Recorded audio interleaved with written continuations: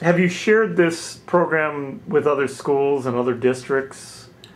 Yeah, we're in the developmental stage of that right now. We were asked by local hospital a few months ago to present what we had in regards to our anti-bullying program, and that was really the first time we talked about letting everyone else know about it, and we started really thinking. It took that event for us to take a look at our program in like a third person and say, yeah, we really do have a good program here, and this could be a positive experience for other schools to use.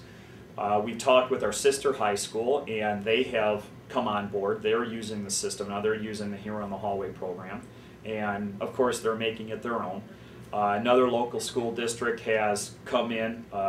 The high school has come in and met with us a couple of weeks ago, and we've given them the information. And now it's just basically, now it's starting to make the rounds. People are starting to hear more about our program and what we're doing. Our own individual middle schools have called and want more information on our program now. And so we've gone that developmental route in regards to the handouts that we use, the PowerPoint presentation that we have in regards to the whole program, so that we can go out and present our program, what we're doing, and why we think it's one of the better programs out there.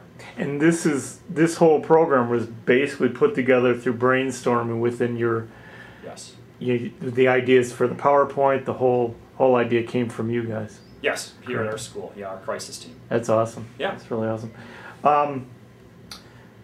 This is stepping back. When you were in school, did you have a program like this in school? Were there bully issues in school? And I'll even go even deeper. Were you a victim of a bully, or unfortunately a bully? I mean, yeah. Kind of share with us what your thoughts are on that. Yeah, it's I personally went to a small high school, and bullying did take place in our school. And we even see it to this day, is that many adults feel that bullying is just a part of growing up. It's just a daily part of growing up and toughening up. And I was bullied in high school. I remember one student in particular that always bullied me, and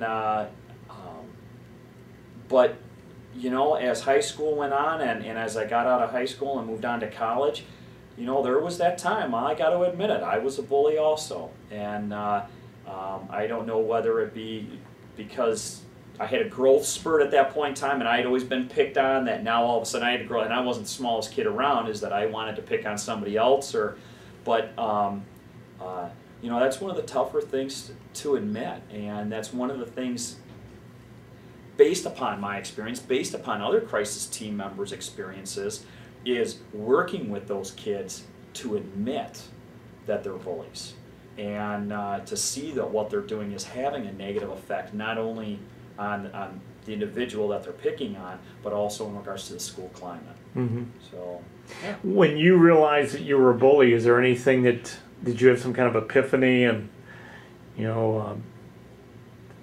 dealt with it quickly yourself, or was it something that you just worked out and it was more of a...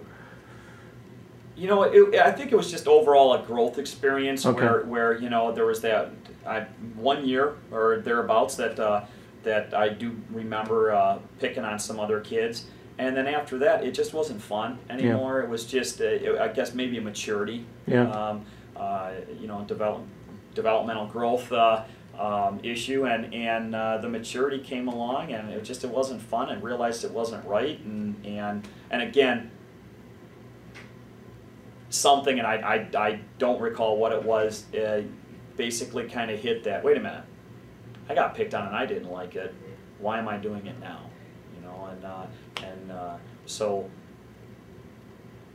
not really having experienced bullying since that time, being back in the high schools and seeing it happen, obviously I don't like it happening not only as a person but as an assistant principal here in the building. But when this program came along, that's why I became one of the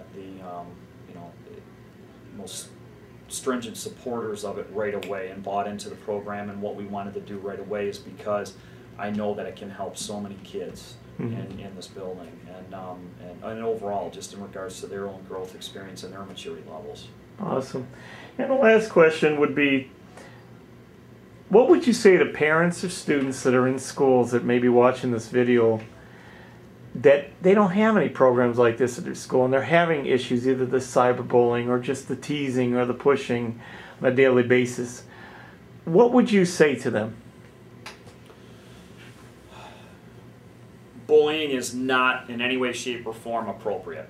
That the students and the parents themselves, if they feel that it's happening in their schools, they need to work with the administrative team, with the guidance counselors, to one, develop something on their own, or two, contact us and we'll help.